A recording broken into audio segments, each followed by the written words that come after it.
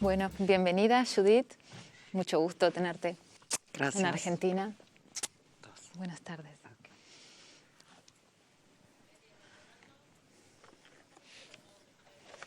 Bueno, Judith, en el género en disputa, en Gender Trouble, comenzabas haciendo un diagnóstico sobre la situación del feminismo y el riesgo en el cual el feminismo podía caer al reclamar la identidad de la mujer como el sujeto del feminismo.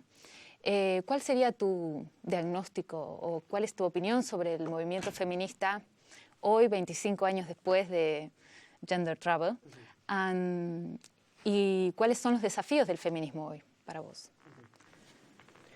Well, I still agree with the basic argument that feminism must always think critically about the category of women. Who is included in the category of women? How is the category of women defined? So as often as we say, we are feminists, we are women, and it's important to speak that way. I don't censor that kind of speech. We also have to think about who is included, or what norms of exclusion are we invoking when we say we, women. So, as you know, throughout Latin America, there are debates between the feminists and the trans community. Should trans women be included as women?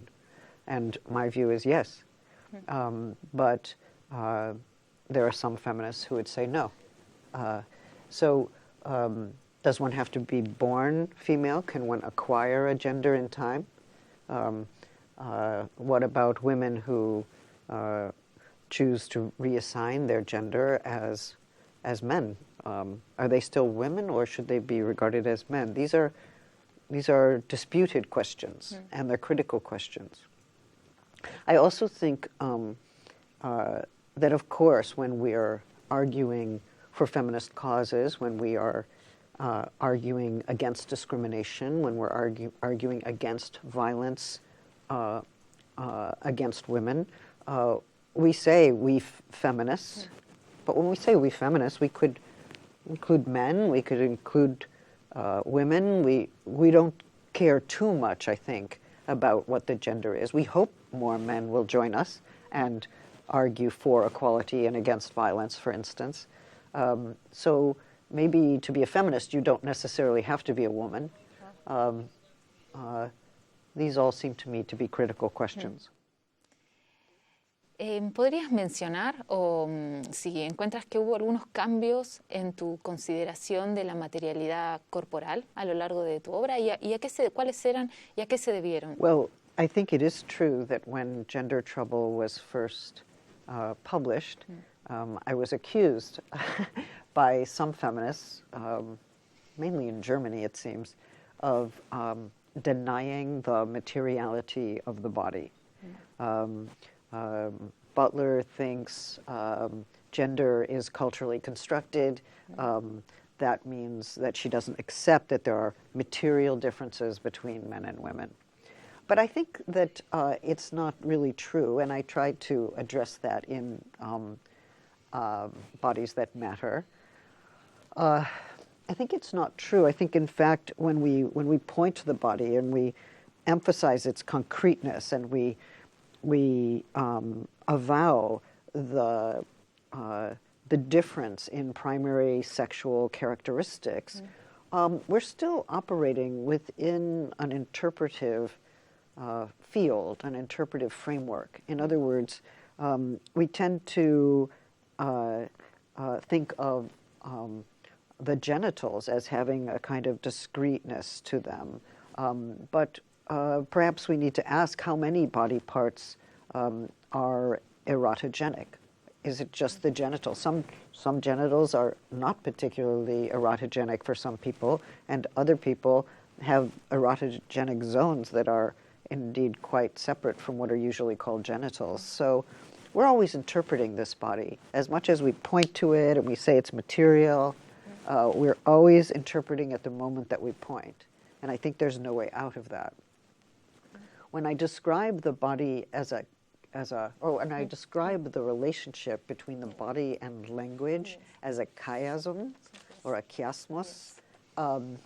What I'm saying is that we point to the body and something of the body exceeds our pointing. We can't fully capture the body through any description, through any naming, through any linguistic effort. We can point to it, we can make an indirect reference to it, but something of the body exceeds any linguistic effort to capture that body.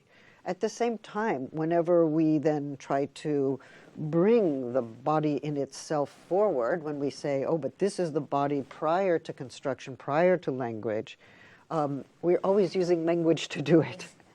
So we're caught in a bind. Language cannot capture the body. The body is only available to us, even in its materiality, through a certain interpretive or linguistic description. And that paradox seems to me to be insuperable. We cannot get over that paradox. En tus últimos trabajos hablas sobre una necesidad de la dependencia en el otro como una manera de una condición de la existencia humana. ¿En qué se diferencia tu postura o si esa postura se relaciona con las feministas del cuidado? I don't really want to say that interdependency is an existential condition. I want to say, rather, that we need to criticize conceptions of abstract individualism.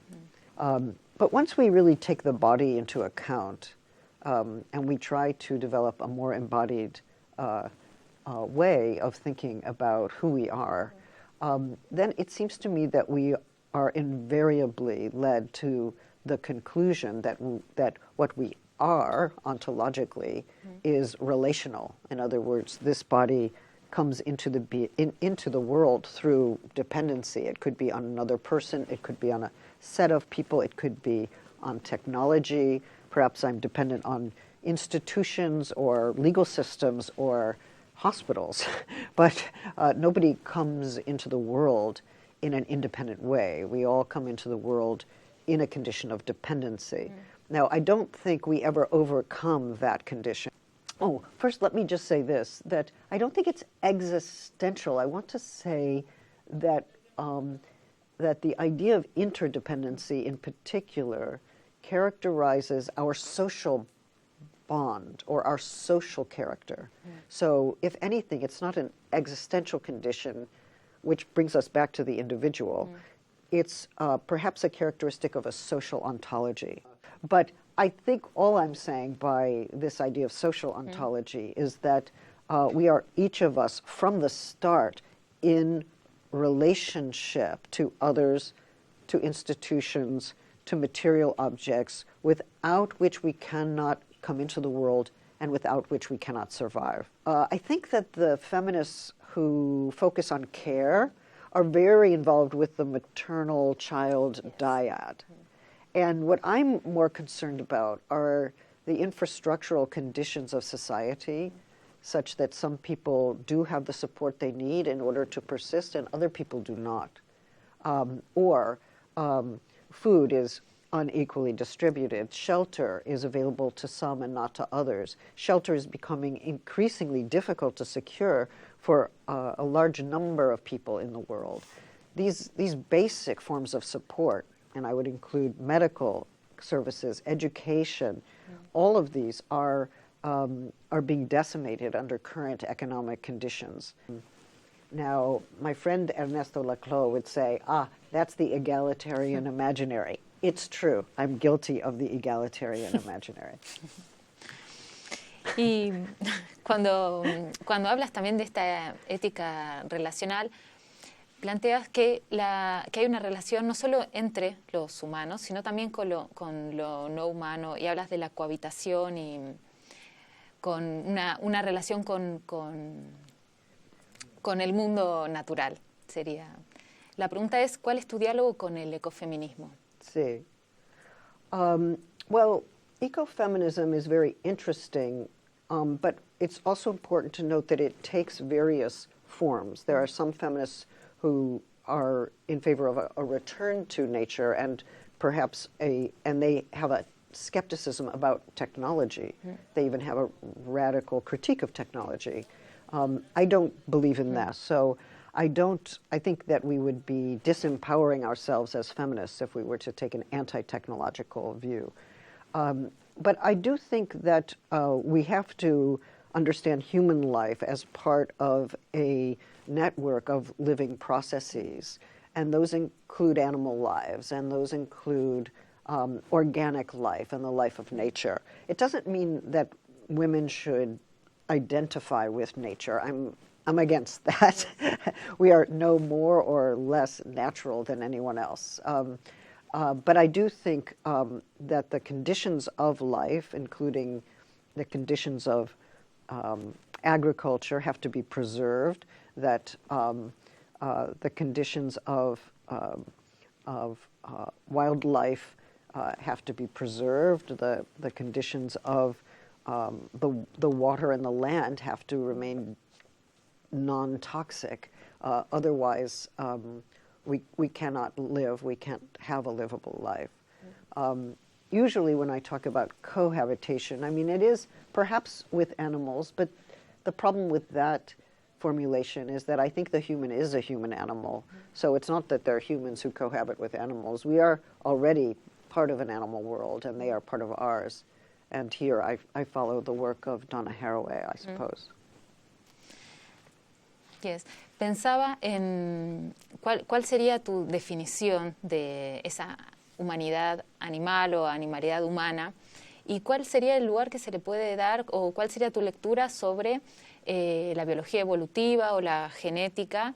Y estoy pensando en las apropiaciones feministas que se hicieron, como Evelyn Fox Keller, Anne Fausto Sterling o Rebecca Jordan Young, donde ellas lo que proponen es que la naturaleza tiene un final abierto y es a lo largo de la vida también modificable, que no hay que tener miedo de hablar de la naturaleza como un determinismo ni genético, ni hormonal, ni... Well, I've been very influenced by Anne Fausto Sterling and Evelyn Fox Keller both. And I think that the entire field of feminist philosophy of science and critical science studies has been extremely important as we think about how to understand the Human Genome Project, how to understand the place of hormones in sex determination, how to understand chromosomes in sex determination. And here I think what is most important is to underscore that, and this is true not just for humans, but also for insects and animals, sex-determining genes, so-called, only operate once they interact with an environment. And that interaction actually changes the development or the trajectory of sex determination. Bueno, unas preguntas sobre Argentina. Acá en Argentina es una ley, y en el nuevo Código Civil está incorporado el matrimonio entre personas del mismo sexo. Uh-huh.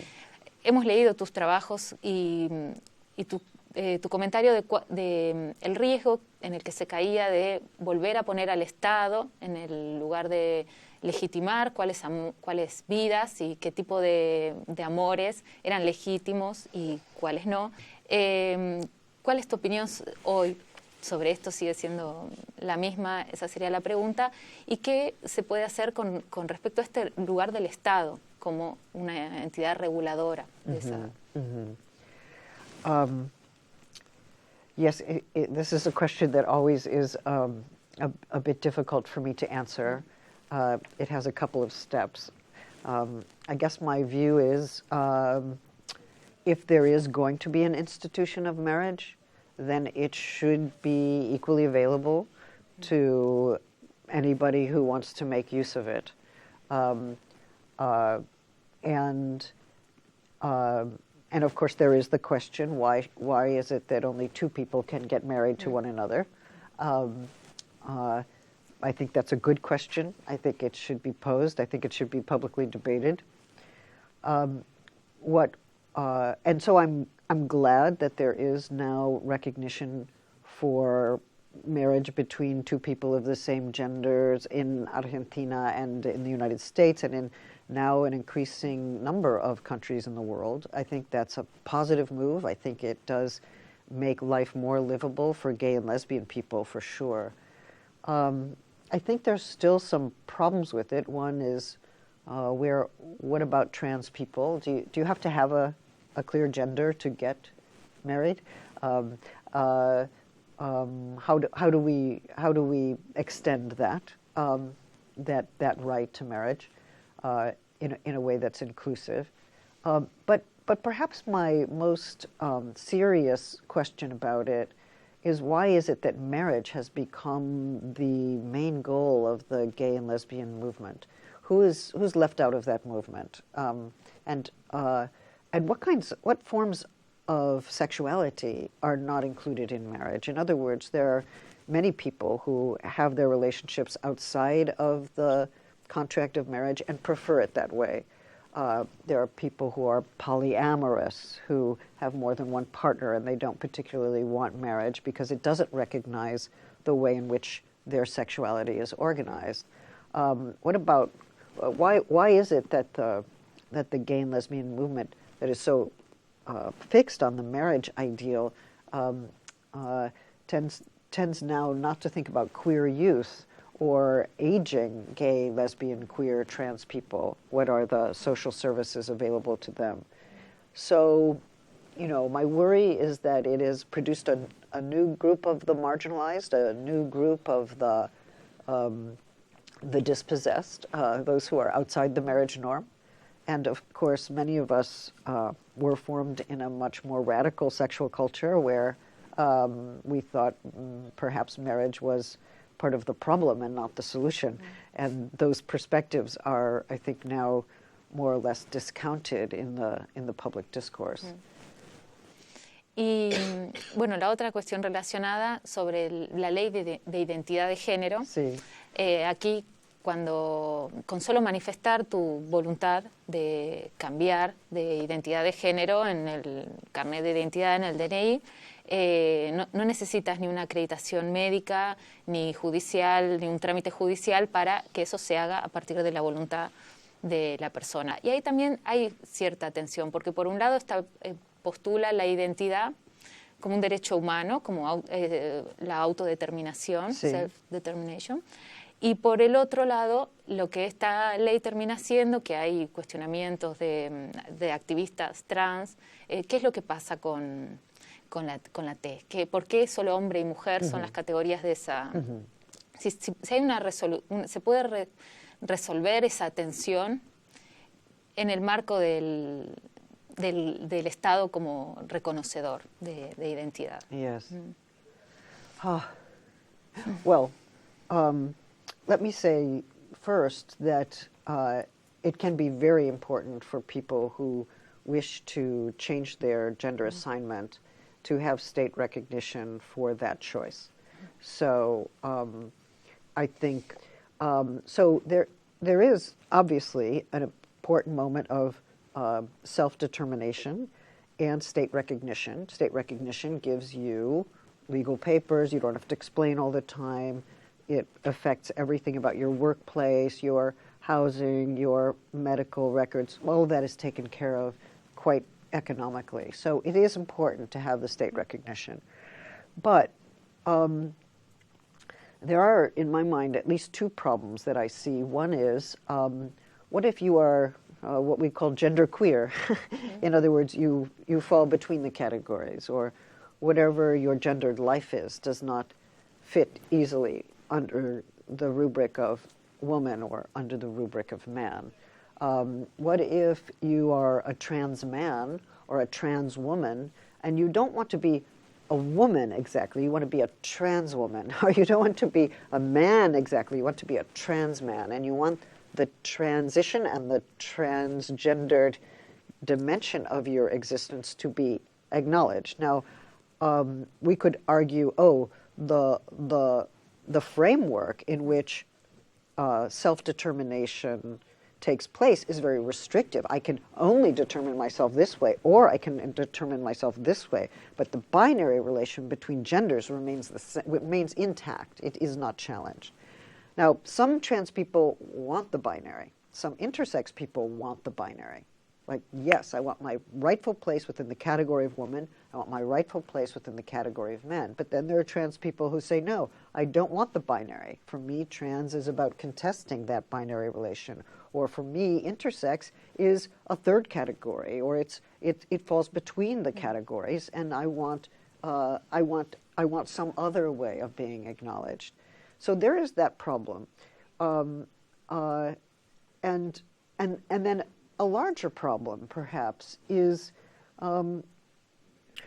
how much power do we want to give the state in defining our identity? It looks like self-determination. I get to choose. But the state has the power to recognize. The state has the power to define. What if I don't? What if I want recognition from my community or my family or from another network of people? I want who I am or my sense of self to be honored or recognized in those communities that are extra-legal, that are non-state centered. What about civil society more broadly? That's those parts of civil society that are not fully structured by the state or its categories. So I worry that we continue to look to the state for recognition of our sexual relations and of our gender presentation. And it may be that the vocabulary that's available to us by the state is actually restrictive. My sense is that recognition can happen outside, and sometimes it's important that it does. En algún momento has escrito sobre el drag, la performance drag, como una manera de señalar que la performatividad del género, no como un acto subversivo en sí mismo el drag, pero sí como una manera de desestabilizar esa idea de naturalidad o originalidad del género. Pero también has hablado de la performatividad como una política o como agencia, la capacidad de agencia. ¿Es el mismo uso de la idea de la política de la performatividad o podías ahondar un poco más en qué quieres decir con eso de la política o la agencia a partir de la performatividad? Y la otra pregunta relacionada es ¿qué performances artísticas latinoamericanas han llamado tu atención para pensar en o performances no artísticas o en estos actos performativos que a veces son políticos y no tienen que ver con el arte, para pensar la política de la performatividad? Well, first of all, let me just say that my references to drag, I think, took up 2 paragraphs of Gender Trouble, but then when Gender Trouble was received, everyone thought, oh, drag is the example of performativity, as if it were exemplary, right? We could understand performativity through drag. But that's not quite right. I think what was for me most important about drag was the idea that that a sense of gendered reality could be produced, especially for people who had lived in the shadows or whose lives had been derealized or unacknowledged by public culture or dominant media. And what seemed most important to me was that new realities could be produced over time, such that the public domain had to take into account these new ways of life, new modes of being. For me, what's important about that is that life is more livable if you're not living in the shadows or you're not deprived of all forms of recognition. Or if you're not told that what you're doing is a mere copy, or that you're not the real thing. Your love is not as real as some heterosexuals' love, or your gender is not as real as somebody who is cisgendered in some way. So it was that hierarchy that I was actually trying to push against. I think no one does a drag performance alone. Drag is a social institution. If I do drag, you will recognize it as drag only because there are a set of conventions that are widely accepted, or if I am transgendered and you recognize me as transgendered, it's because there are a set of institutions or conventions that make that possible and make that legible. So what we sometimes think of as individual acts are actually social. So even that example, for instance, is an example of the individual as a social being. We started this interview by my suggesting that I've been trying to make the argument for the invariable and insuperable social character of the first person. But also, you know, when Palestinians in the West Bank or indeed in Gaza hold up signs that say "We exist," you know, is that not a performative political moment? It's performative in the sense of they are asserting existence, they are making it publicly known, they are trying to break through into a visual field that does not always show them as existing, that has certain stereotypes for understanding them, or certain kind of abbreviated shorthands in the dominant media. But we exist. This strikes me as not so much a description of the fact that we exist, but an assertion of existence, an enactment of existence. That's performative. That's politically performative. I think in some of my work, I considered the important performance art of Galindo in Guatemala, the buckets of blood she would bring to the Department of Justice to remind them of the torture and of the unprosecuted crimes against humanity that are part of the legacy of Guatemala. I think that is performative in a brilliantly political way, but so too the trans poet here in Argentina, Susie Shock, right? If you see how she presents herself, it's extraordinary. She has this way of saying I, yo, right? You know, it's like almost every sentence starts with a yo, and it is an enunciative, dramatic moment of allowing this particular form of being a person, of being a gender, of being a voice to come into being, into public audibility and into public sight. And I think Susie Shock also plays with the monstrous a little. You think I'm monstrous? I will be monstrous. But the monstrosity is there among us, and it is a function of the norm. We would not think she's monstrous or anyone like her is monstrous if we didn't have a very narrow idea of what gender norms are. So she puts that in our face in a way that I think is performative and political. Bueno, Judith, muchísimas gracias por esta entrevista, por estar acá, por compartir tus pensamientos. Muchas gracias. Estoy muy honrada de estar aquí contigo.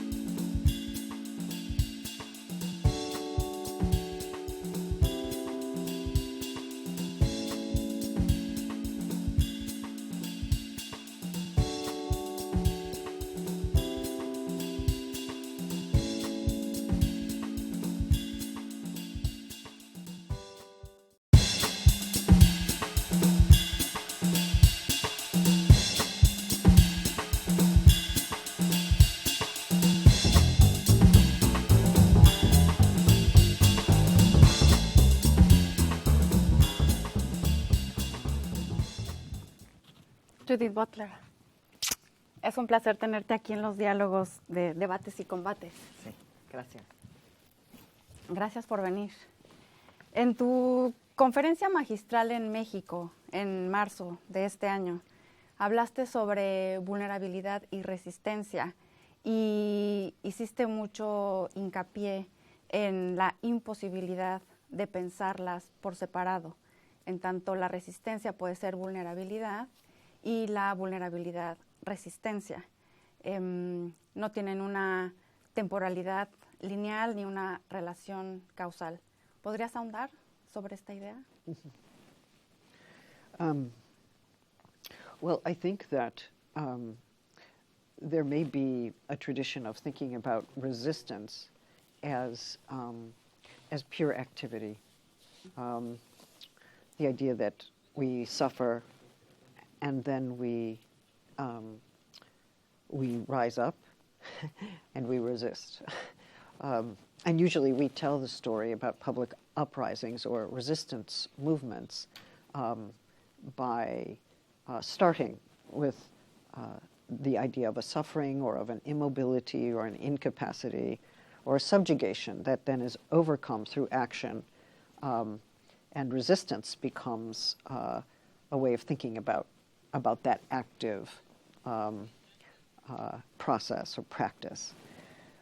My sense is that, in fact,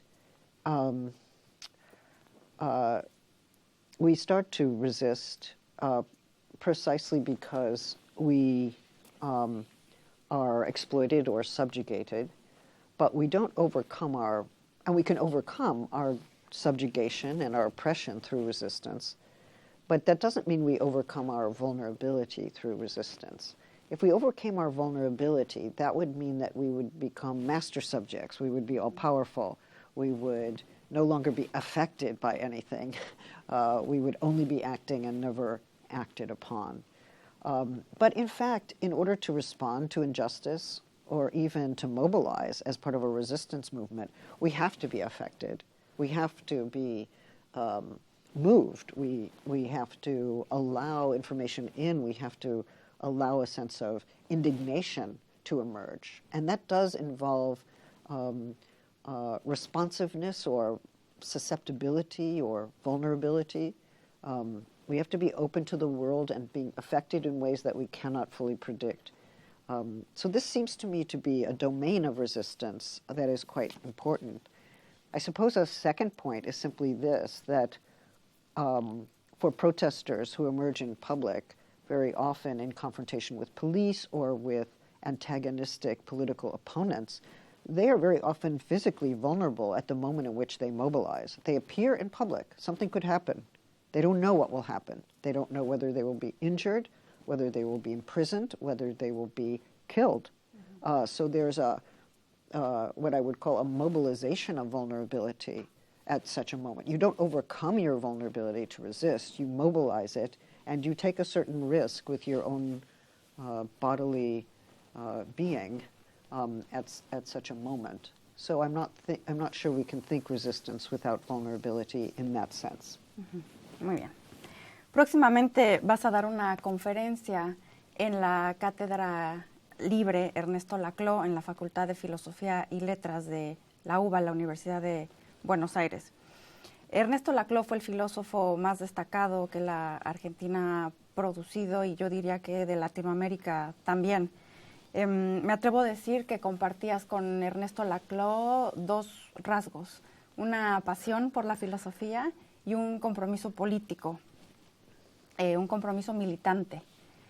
¿Qué reflexiones te merece ahora el debate que sostenías con Ernesto Laclau? Mm-hmm. Well, I knew Ernesto for probably 25 or 26 years, and he had an enormous effect on me in particular because I saw that he had an enormously philosophically rigorous way of proceeding at the same time that he was always concerned with politics and also able and willing to take strong political views. It was not clear to me as a student or as a young scholar that one could put philosophy and politics together in the way that he did. So in many ways he did inspire me to think about how to live a life which included commitments to philosophy and commitments to politics. I would say as well that for Ernesto, it wasn't, they weren't two separate ways.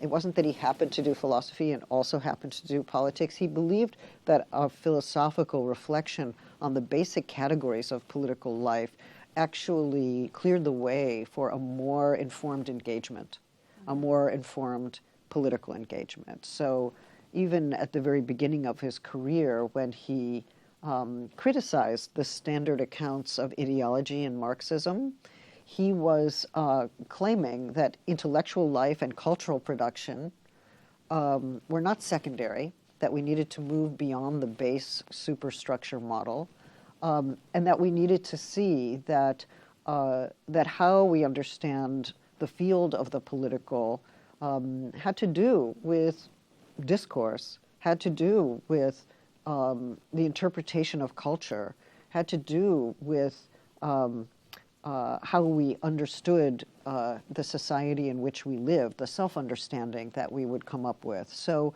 even in that early work, he was clear that intellectual activity which had been relegated to the sphere of ideology, and ideology made secondary to economics, that didn't work, that we actually needed to rethink that relationship altogether. So yes, I appreciated his continuing commitment to a left politics and his willingness to call into question many of the most sacred intellectual conventions of traditional Marxism. En Latinoamérica en los últimos años, yo diría a grandes rasgos que ha habido dos grupos distintos de intelectuales y académicos de izquierda.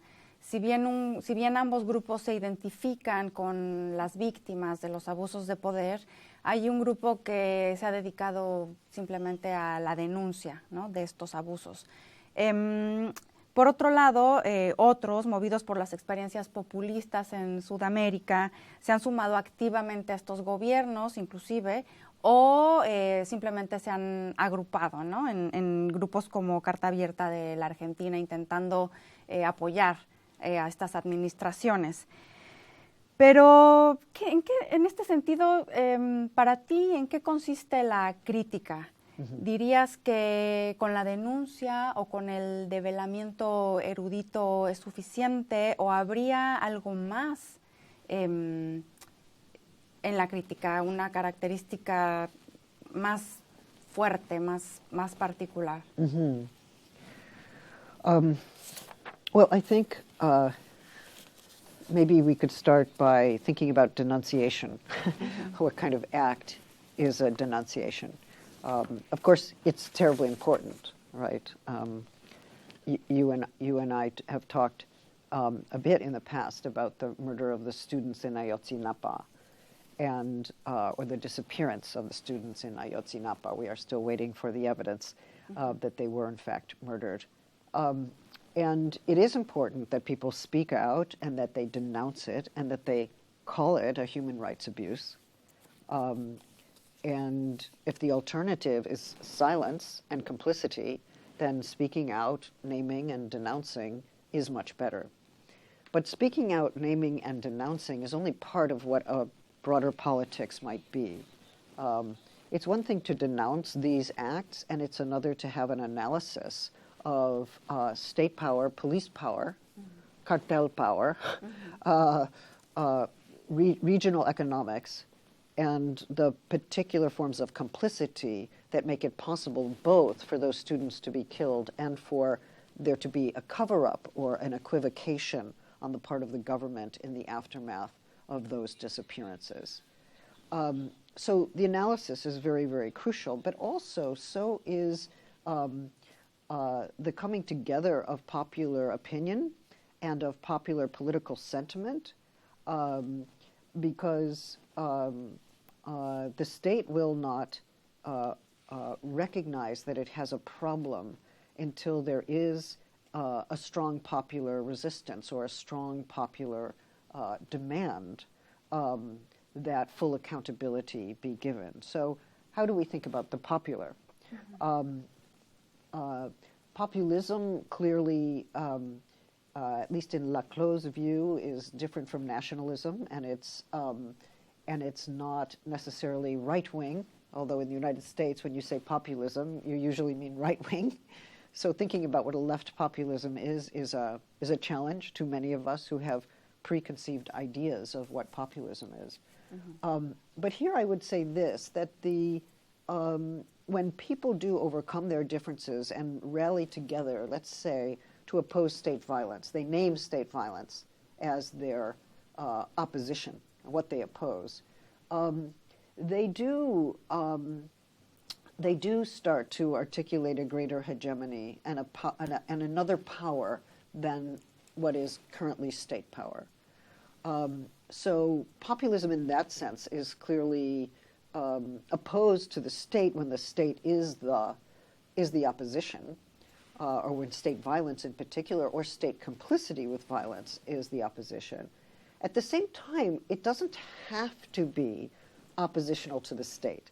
In other words, let's imagine a popular party that does get elected and does try to institute a human rights agenda that is the direct result of a popular resistance movement or a popular movement to have that recognized.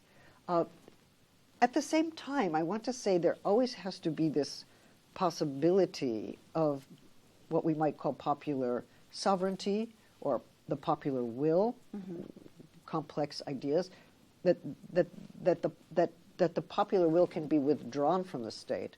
It can endorse the state, it can affirm the state, but it always has to be retractable. In other words, if it's absorbed by the state, it's no longer popular.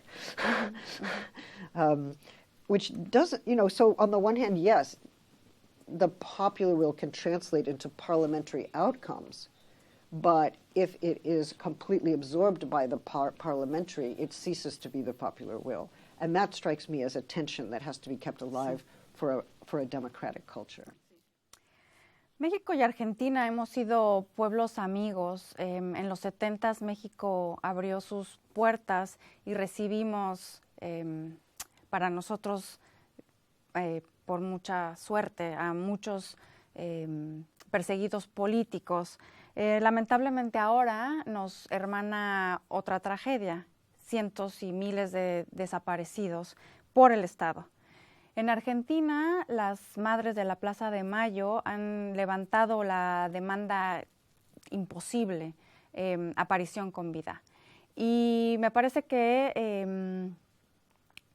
el movimiento de padres de familia y el movimiento ciudadano también, en torno a los normalistas desaparecidos de Ayotzinapa, tiene la misma estructura. Es la demanda de vivos se los llevaron, vivos los queremos. ¿Cómo pensamos los efectos de estas demandas imposibles? Porque más allá de, digamos, podríamos interpretarlo como en tanto imposible como sin poder, ¿no? Pero, sin embargo, parece ser que más bien lo que levanta es lo inclaudicable de la lucha.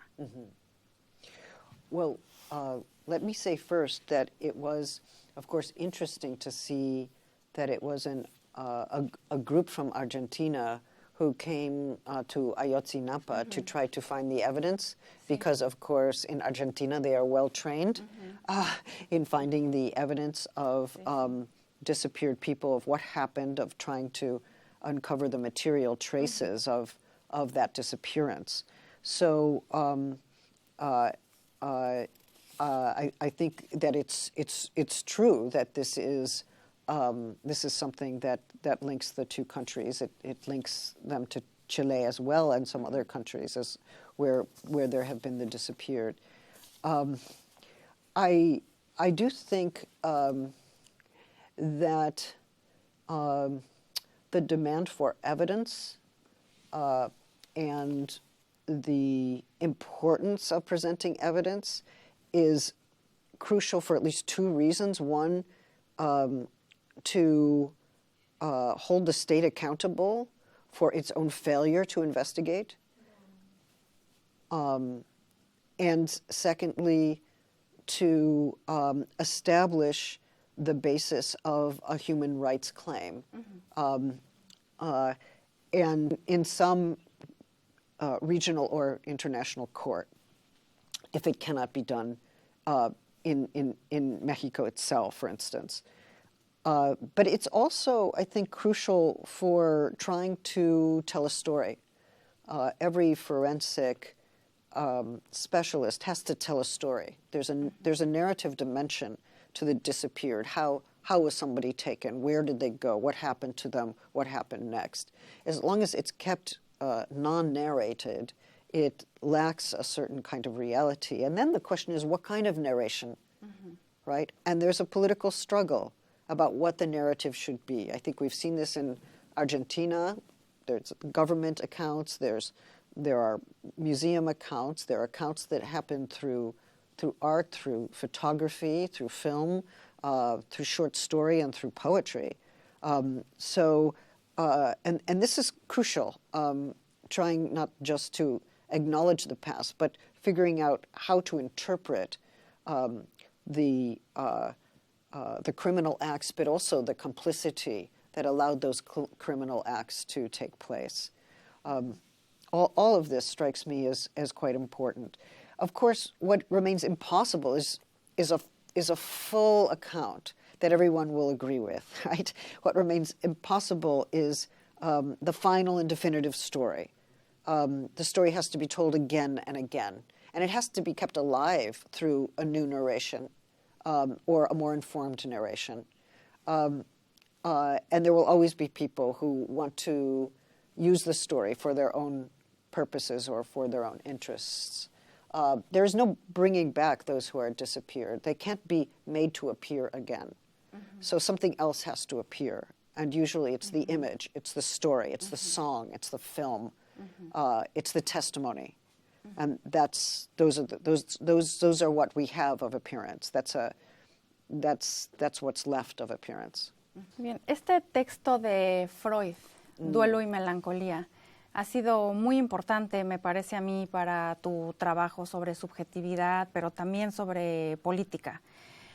Has hecho mucho énfasis en la importancia de llorar las pérdidas, en el sentido de hacer duelo y en el sentido de reconocer que perdimos.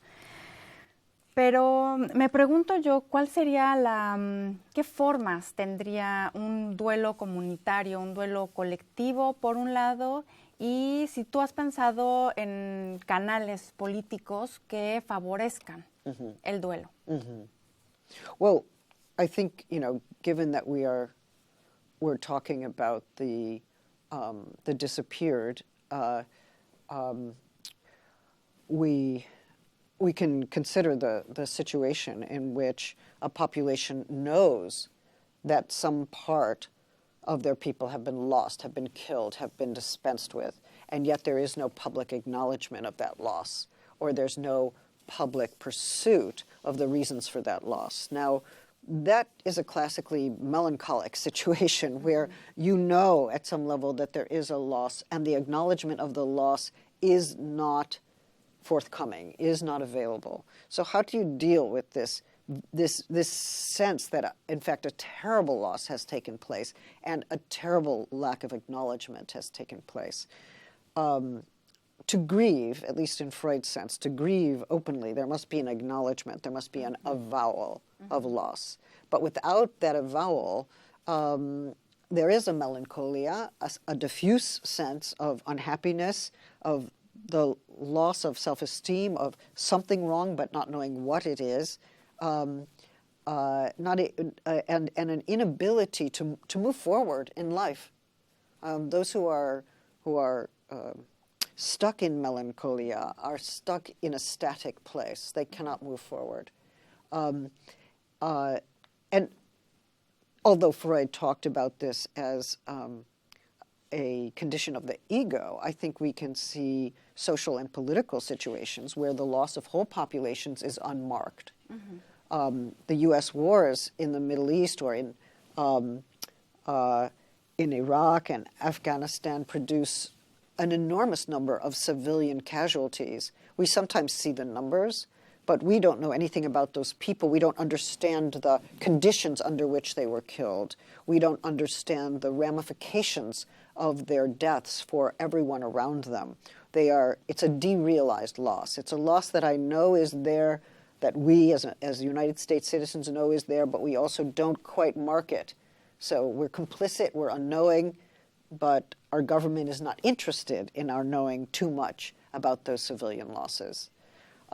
When I say that all lives should be grievable, potentially grievable, I am saying that their value should be explicitly affirmed, and when they are lost, they should be explicitly acknowledged.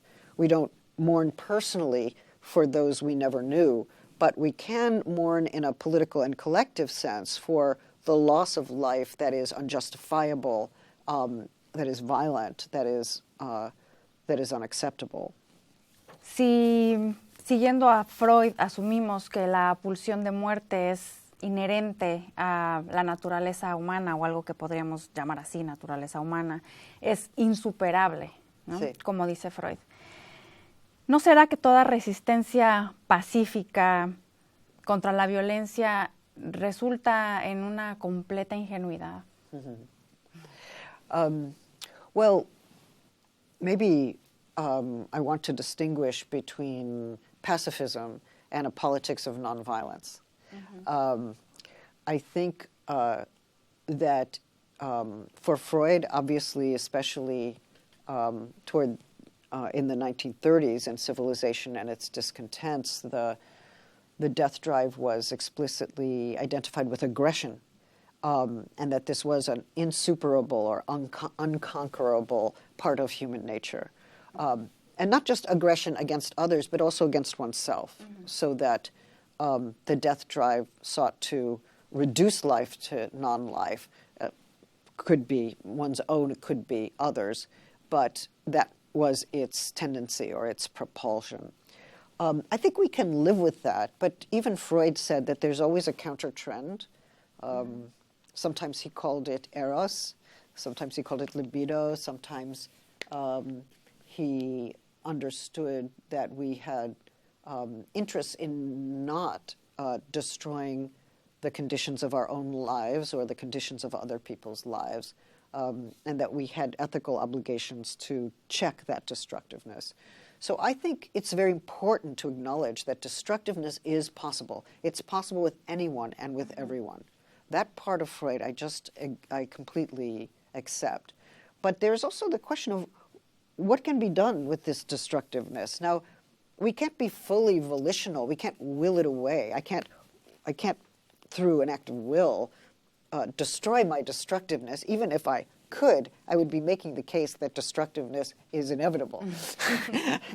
Right? I would be using my destructiveness to destroy my destructive impulse, thus showing that I am still destructive.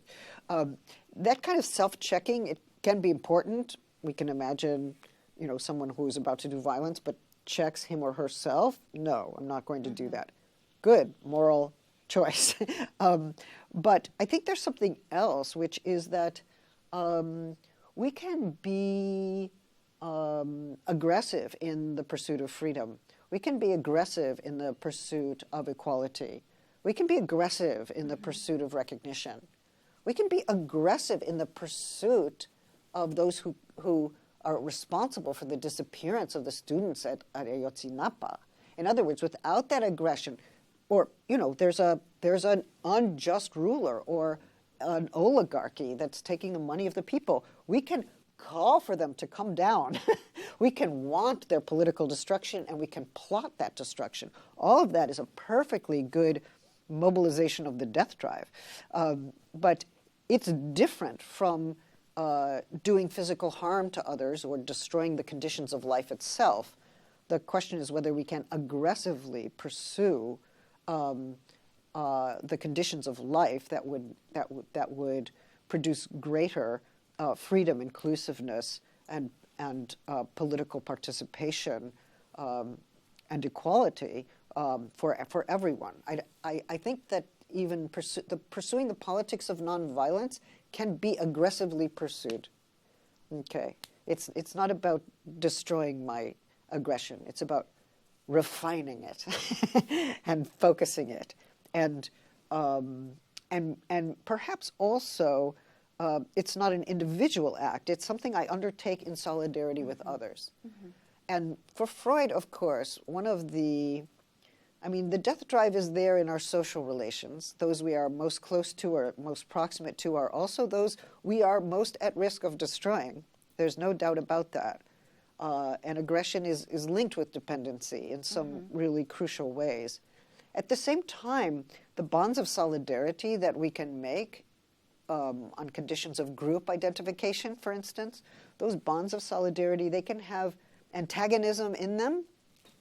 Well, let's be more precise. They can have agonism in them, right? They can be agonistic, they can be aggressive, they can be conflictual, but they can still be bonds of solidarity. And that means that we are committed to preserving those bonds, even when we are inclined to destroy them. And that kind of solidarity is precisely what has to come into play when we do seek to destroy an unjust order or an unjust condition of life. So perhaps there is some mix of solidarity of the bond we preserve in relationship to our own aggression that can take political form in a way that is effective and actually works to realize a more democratic and a more just world. Judith Butler, muchísimas gracias por este tiempo que regalaste a Debates y Combates. En México hablamos un poco sobre esta cuestión de la pulsión de muerte, cómo puede hacernos pensar que no hay nada por hacer, ¿no? Para pensar en un mundo mejor. Y yo creo que filósofos como tú y como Ernesto Laclau demuestran, ¿no? cómo se puede pensar y cómo se puede actuar para resistir la violencia. Te agradezco mucho tu colaboración. Ok, gracias. Gracias a ti. Okay. Bien.